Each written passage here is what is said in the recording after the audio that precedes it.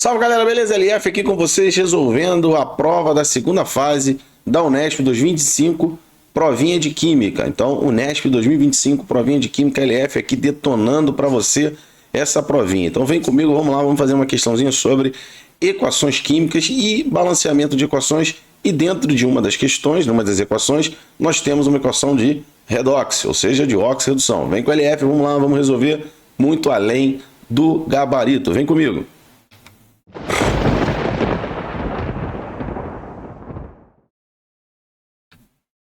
Salve galera, beleza? Vamos lá, vamos resolver essa questão, uma questãozinha bacana sobre de outras equações, né? Mas basicamente o mais importante aqui é a equação redox, a mais complicadinha aqui para a gente resolver.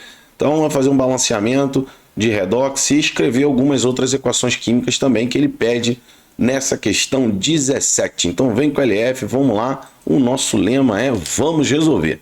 Vem comigo. Ó, resíduos do laboratório contendo íons de cromato, né? Aqui na verdade ele comete aqui um pequeno deslize, né?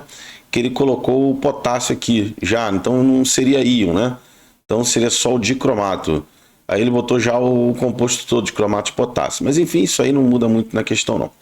São muito prejudiciais ao meio ambiente por serem extremamente tóxicos. O íon cromo hexavalente, galera, o íon cromo 6, ele é extremamente tóxico, tá? Ele pode causar mutação genética, pode causar câncer.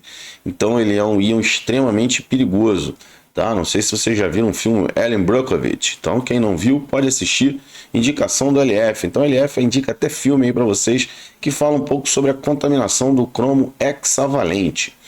Bom, aí ele diz assim, um caminho para fazer essa remoção envolve a transformação desses íons em óxido cromo 3, substância pouco tóxica que pode ser purificada, armazenada e utilizada em outras aplicações. Então ele tem lá o caminho 1, faz uma reação de oxirredução, tá? Depois ele faz a precipitação do cromo 3 formado na etapa 1 sobre a forma de hidroxicromo para adição de uma solução básica. Então vamos lembrar aqui que uma solução básica ele vai ter que adicionar íons OH-, então, se a gente botar de forma genérica, não tem problema. Depois ele vai fazer filtração, secagem do hidróxido cromo 3, obtido na etapa 2, seguida de decomposição do sólido, obtido por aquecimento em forno 600 graus. Isso é o que a gente chama de calcinação, tá? Se ele vai mudar a forma dele, né? Outrora, a forma pesada, a forma precipitada vai ser diferente da forma pesada, é o que a gente chama de calcinação. Se ele só fizesse uma secagem, não tivesse transformação de uma substância em outra, seria o nome já, a LF já antecipou, seria apenas secagem, tá? Então isso é o que a gente chama de na etapa de precipitação, na etapa de gravimetria, que isso aqui é um processo gravimétrico, essa etapa de gravimetria é a etapa que a gente chama de tratamento térmico. Então o tratamento térmico ele pode ser calcinação ou pode ser apenas uma secagem. Calcinação, altas temperaturas, muda, né, a estequiometria do composto, ou seja, você transforma ele, então há uma reação química. A secagem não é eliminação apenas de solvente, beleza? Então vamos lá, determine a variação do número de oxidação do elemento enxofre na etapa 1, ponto, primeira parte da questão, vamos lá. Então a gente tem aqui o enxofre na forma de tiosulfato, então vai ser SO2, 3, 2-. Então a gente vai fazer aquele joguinho da velha, ó, o enxofre eu quero descobrir é X, o oxigênio é -2. Aí agora aqui nessa segunda linha a gente coloca o NOx vezes a atomicidade, então vai ser 2x menos 6, e aí a gente iguala a -2, que é a carga. Então quando eu passo mais -6 para lá virar mais 6, e o 2x eu passo o 2 para cá dividindo, nós teremos mais 2, o estado de oxidação do enxofre aqui. E o estado de oxidação do enxofre lá no produto, que é o SO4 2-, eu vou fazer a mesma coisa, ó. Vou fazer a regrinha o joguinho da velha, ó. Aqui eu tenho X, o oxigênio é -2. O oxigênio só não é -2 em peróxidos e superóxidos, que não é o caso. Isso aqui é um ânion, então a gente vai colocar o NOx do oxigênio mais comum. E aqui agora eu multiplico pela atomicidade. Vai ser X, porque eu só tenho um enxofre, -8 e vou igualar a -2. Logo, X, fazendo aqui a mudança de lado, do -8 vai para lá mais 8, nós teremos mais 6. Então, descreva a variação, determine a variação. Então, a variação do NOx do enxofre foi de 6. Beleza? Então ele saiu de 6, não, perdão, de 4, né? Desculpa. Foi a variação de 4 números no estado de oxidação, né? 6 é o último estado de oxidação dele. Belezinha? Bom, aí ele pede assim, com base nessa variação, identifique se o elemento atuou como oxidante ou redutor. Vamos lembrar do OPA. OPA ocorre oxidação, ou seja, oxidou. Foi quem perdeu o elétron. E aí nós temos um aumento do NOx. Então, se o cara oxidou, se ele perdeu o elétron e aumentou o NOx, ele provocou uma redução. Logo, esse cara aqui que sofre esse processo, como é o caso do enxofre, então esse cara que sofre o processo de oxidação, ele promove a redução. Logo, ele será o agente redutor. Então, o enxofre aqui é o agente redutor, porque ele sofreu oxidação e ao perder elétrons, esse elétrons foi para uma outra espécie e essa outra espécie reduziu. Beleza? Então, é isso aí que aconteceu. Show de bola? Bom, agora nós vamos fazer o seguinte, ele pede para você, deixa eu ver só se ele terminou aqui, ó. Ó, com base, ele já identificou a variação do NOx, tá? Com base nessa variação, indique se esse elemento atuou como oxidante ou redutor. Foi redutor. Bom, agora ele pede para a gente escrever as equações químicas balanceadas, né, na etapa 1, que ocorre na etapa 1, e da reação que ocorreu na etapa 3, utilizando os menores números inteiros.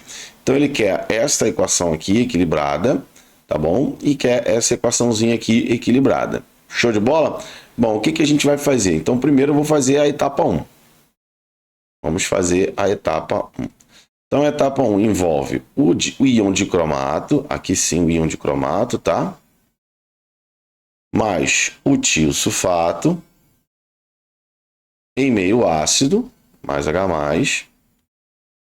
Vou escrever aqui, ó, formando cromo 3 mais o ânion sulfato mais a querida água.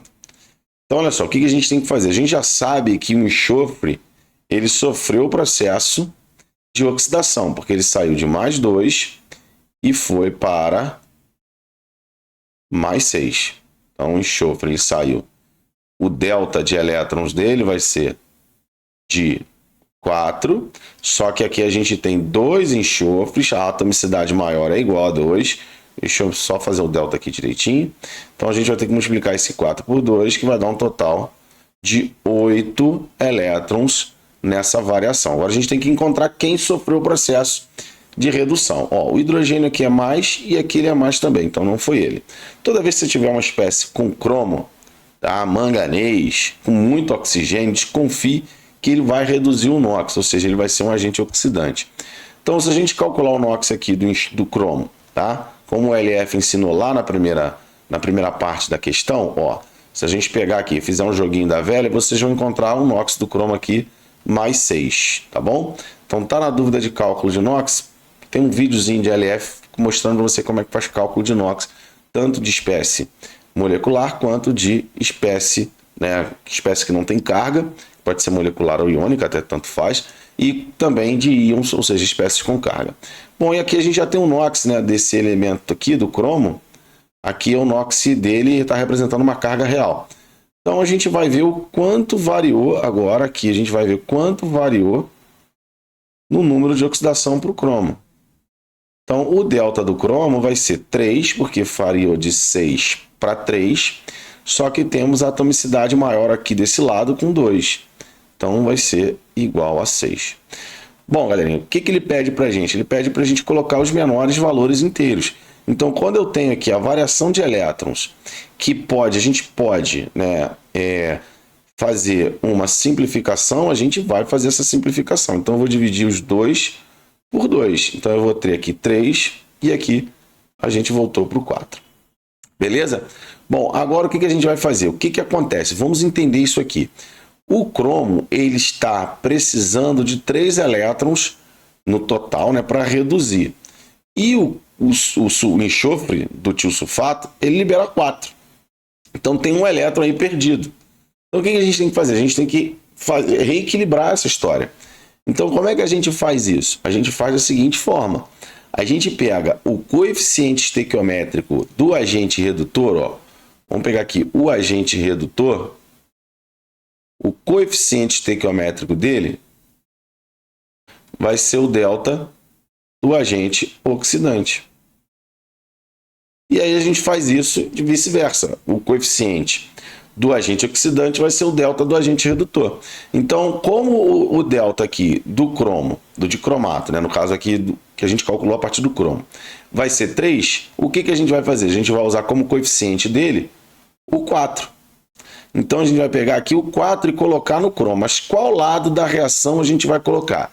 Sempre do lado de maior atomicidade. Então, como eu tenho 2 cromos aqui, eu vou colocar um 4 aqui, ó, bonitão.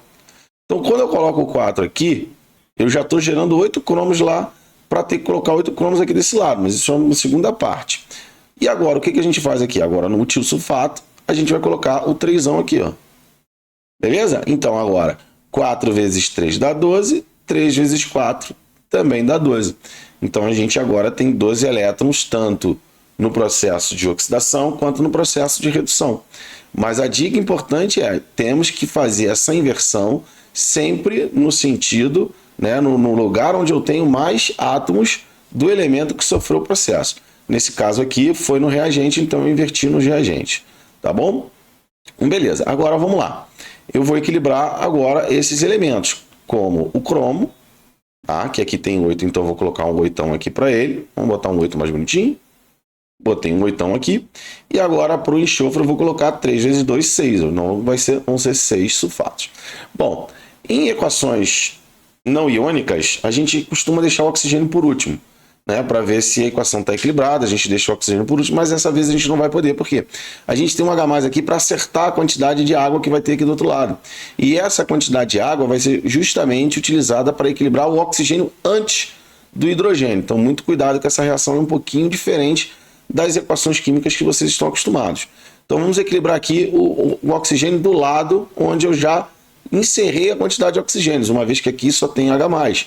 Os elementos, os íons que têm oxigênio, todos eles eu já botei o coeficiente estequiométrico que não posso mudar mais. Então, 4 vezes 7 dá 28. 28 com mais 9, então 28 com 9 dá 37. Então, tem que ter 37 oxigênios do outro lado. Já tenho 24 aqui, porque 6 vezes 4, 24. Então, eu tenho que ter 13 desse lado aqui. Vamos melhorar esse 13 aqui? Então, mais 13. 13, agora 13 com 24 dá os 37 que a gente achou lá nos reagentes. Logo, quando eu coloco 13 aqui, eu gero 26 hidrogênios. E aí agora fica fácil equilibrar, porque como ele disse que o meio era ácido, eu tenho H+ no reagente. Então agora a equação ficou totalmente equilibrada. Bom, uma coisa que é muito importante quando a gente tem equação de oxi-redução é você ver se as cargas estão equilibradas, não apenas os elementos. Então vamos ver se eu tenho a mesma quantidade de cargas no reagente e no produto. Então quando eu pego esse 4 aqui e multiplico por menos 2, vai dar menos 8 no total de cargas aqui só do dicromato. Então vamos fazer aqui, ó, menos 8. Agora, quando eu pego 3 vezes menos 2, dá menos 6. Logo eu tenho menos 14, né? Ou seja, eu tenho 14 cargas negativas.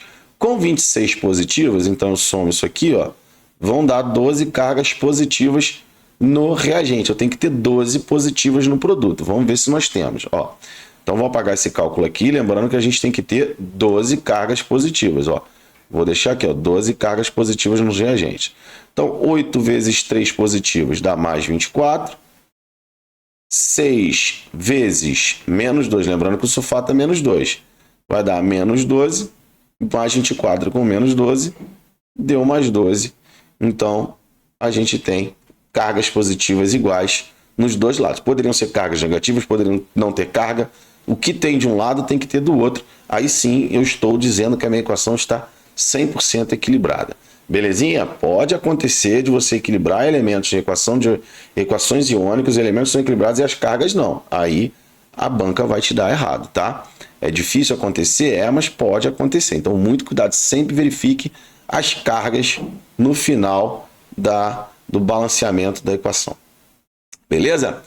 Então, tá aí, fizemos a etapa 1. Agora vamos para a etapa 3, que ele pede a reação da etapa 3. A reação da etapa 3 é a calcinação, como o LF já explicou para você, a calcinação do nosso amigo hidróxido de cromo. Bom, o hidróxido, quando calcina, ele tem que perder o hidrogênio de alguma forma. E a forma mais estável para ele perder, mais fácil, né? É um bom grupo de saída, é a água. Então a gente vai formar o óxido de cromo 3. Então ele deu a fórmula para você na questão. Então vai ser CR2O3, solidão. E aqui ele vai formar a querida água. Tá? Pode botar água líquida ou gasosa. Eu vou botar ela gasosa porque esse aquecimento aqui foi a 600 graus aproximadamente. Isso vai jogar água para o estado gasoso. Tá? Bom, então como é que a gente vai equilibrar? Vou botar um 2 aqui na frente. Quando eu coloco um 2 aqui na frente, eu tenho que colocar 2 oxigênios e 6 hidrogênios. Então eu já tenho 3 oxigênios aqui, ó. 6 oxigênios, perdão, 3 vezes 2, 6. E são 6 hidrogênios também. Como eu já tenho 3 oxigênios aqui, ó, isso aqui não parece não, mas é um 3. Então eu vou colocar um 3 aqui na frente que vai equilibrar tanto o hidrogênio quanto o oxigênio. Beleza? Então, lembrando que isso aqui é o que a gente chama de calcinação. Tratamento térmico é uma das etapas da gravimetria. A gravimetria é dividida em etapas, uma delas é a precipitação, né? A gente deixa lá o precipitado sendo formado de maneira lenta, toda aquela parte maravilhosa de gravimetria. Depois a gente tem a forma precipitada, a gente filtra essa forma precipitada, e a forma precipitada às vezes é a mesma da forma pesada. Nesse caso aqui, como é o hidróxido, os hidróxidos não costumam ser muito estáveis, então a gente transforma eles em óxidos. E aí o processo de transformação, o tratamento térmico é a calcinação. Existem 2 tipos de tratamento térmico, calcinação e secagem. Lembrando aqui também, galerinha, o importante é a gente deixar os estados físicos, tá? Uma vez que ele botou aqui a equação com os estados físicos bonitinhos, então vamos colocar aqui também todos os estados físicos, tá? Todas as condições, não o estado físico, mas condição também, né? De como essas substâncias, né, esses íons estão em solução, aquosos e aí no caso a água líquida. Beleza, galera? Então tá aí, pessoal, mais uma questãozinha da Unesp, questão bacana. LF trouxe aí umas curiosidades em relação ao processo de gravimetria, fez o método de oxirredução bem simples para você não esquecer. Tem aí as etapas que precisam ser cumpridas, né? A gente tem que achar o agente oxidante, o agente redutor, a variação de elétrons, multiplicar pela atomicidade, inverter os deltas, né, em relação aos agentes. Por quê? Para a gente equilibrar a quantidade de elétrons. Então tudo isso foi totalmente esmiuçado para vocês na hora ali da resolução da questão, beleza? Então vamos para a próxima questão, acompanha a LF, o nosso lema é vamos resolver, vem comigo.